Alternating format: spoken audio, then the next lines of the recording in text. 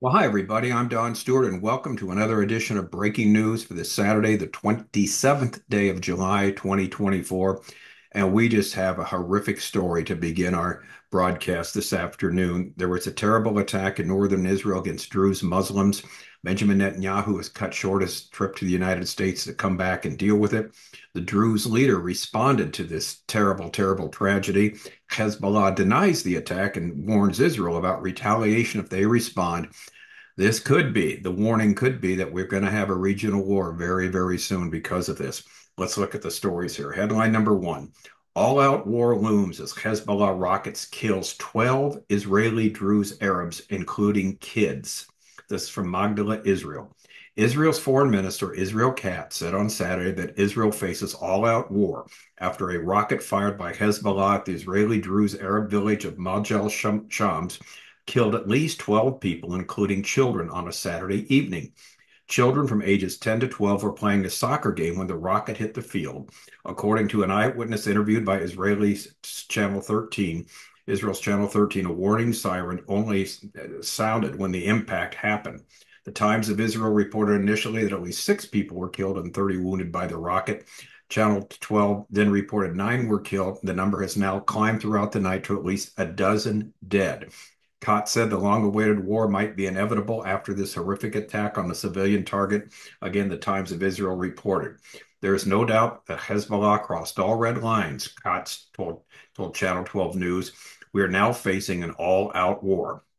I have no doubt that we'll pay a cost, he adds, but insists that Israel will exact an even higher cost from Hezbollah.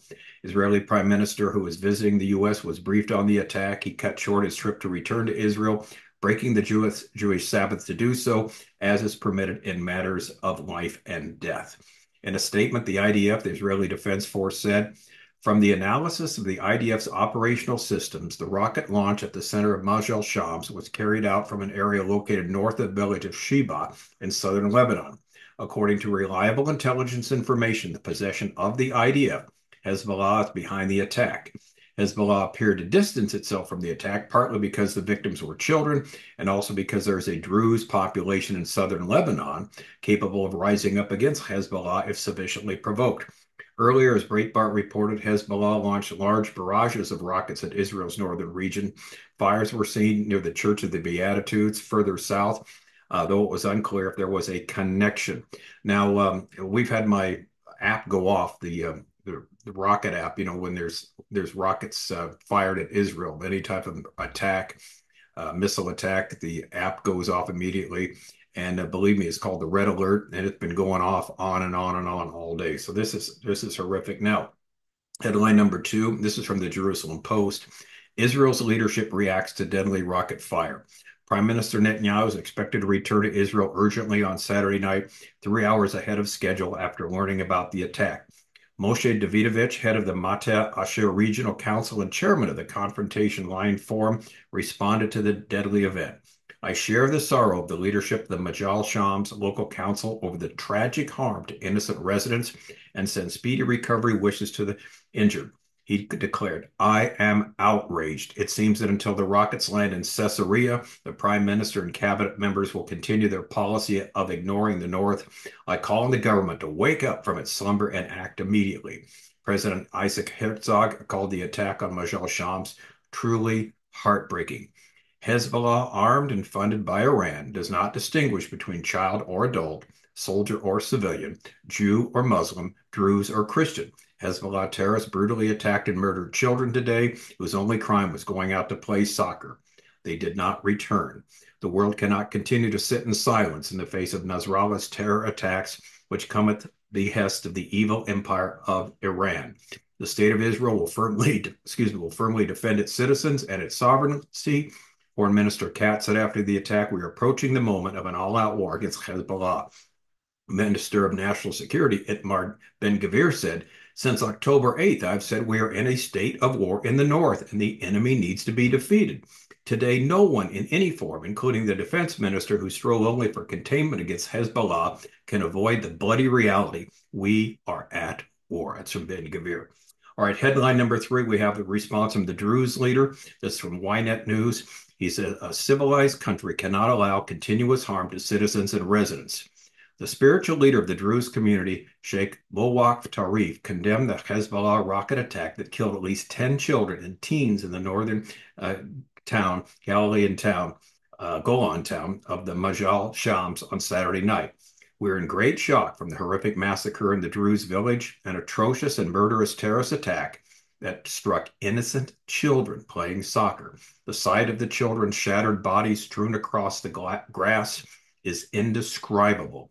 A civilized country cannot allow the continuous harm to its citizens and residents. This has been the reality for 9 months in the northern communities. Tonight, it crossed every possible red line, and that indeed. Now, from the New York Post, Representative Richie Torres, Democrat, New York, issued a statement shortly after the attack. Since October 7th, Hezbollah has been bombarding Israel with rockets, displacing up to 100,000 Israelis and terrorizing many more. The murder of these children is the latest manifestation of Hezbollah's unrelenting terror. Hezbollah said it has no connection to the incident at all and categorically denies all false allegations. The Iran-based group does not suggest, of course, did not suggest another culprit because they're the culprit. IDF forces issued a statement putting the blame on the Iranian-backed group, which has been lobbing rockets over Israel's northern border since the war with Hamas started after the terror attack on October 7th in southern Israel. And now we get a warning from Hezbollah. This is headline number 5. Hezbollah warns UN peacekeepers Israeli actions will prompt shocking response.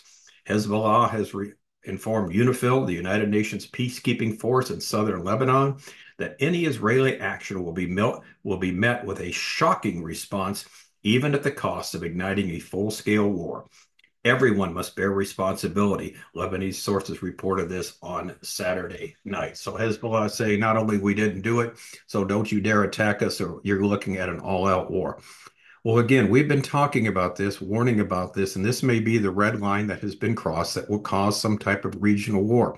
And it won't be just Hezbollah and Israel that are in the war. Iran, of course, will participate with its proxies in both Iraq and in Syria. You got the Houthis down south in Yemen who have said recently that they're going to attack installations, Israeli installations such as the electrical grid and the such like their oil and whatever, all the different, resources that Israel has for creating power, the power grid. Houthi says we're going to go after that now once you've bombed us that way down south there in Yemen. And so this may lead to what we've talked about, we've warned about, we've been afraid of, and that is a regional war that will bring in Iran, again in Israel, like what we saw on April 13th and 14th, only worse because Hezbollah will, which has many, many advanced weapons there that they have not used. Again, they're in Lebanon, right on Israel's northern border. That will bring them in. Iran itself will probably enter. We know the Houthis will. Two different groups you've got in Israel and Iraq and Syria will also be involved. And so this is what's very frightening. This is what's worrisome. We've talked about this because this may lay the groundwork, set the stage for what's going to happen in the future that the Bible predicts eventually, and not an Iranian-led invasion, but a Russian-led invasion, but only after the dust clears. So if something happens, and we've said this time and time again, this will not be the Ezekiel 38, 39 invasion that the Bible warns about. So don't let anyone tell you that. We have in our book, 25 Signs, we're near the end. One of our appendices asks about that. What was the thing that happened in April? It was at the start of the Ezekiel 38, 39 scenario. We listed 10 reasons, 10 facts why it cannot be, why it will not be.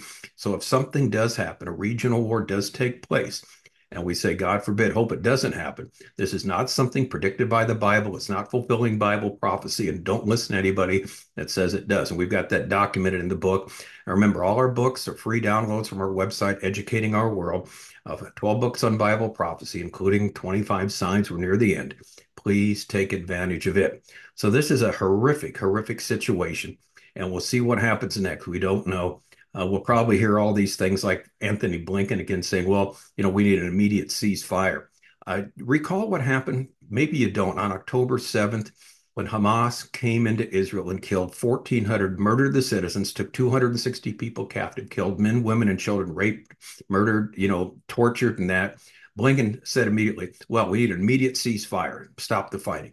In other words, that's it. Let Hamas do what they want. Israel, just don't fight back. Well, he that tweet. He eventually took it down because he realized how stupid it sounded.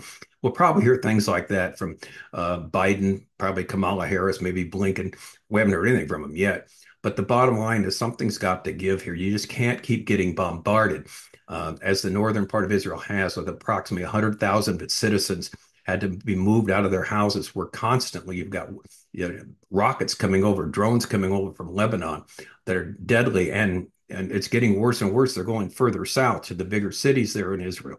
So we'll see what happens. We'll keep on top of this. Please pray for this situation. And again, we don't know what's going to happen here. We've got a lot of possibilities. Like we said, with the election coming up, whether Iran will wait till they see who wins the election. If Harris wins, obviously they're in much better shape. And of course, China, Iran, and Russia would love to see her in command because there would be no command there.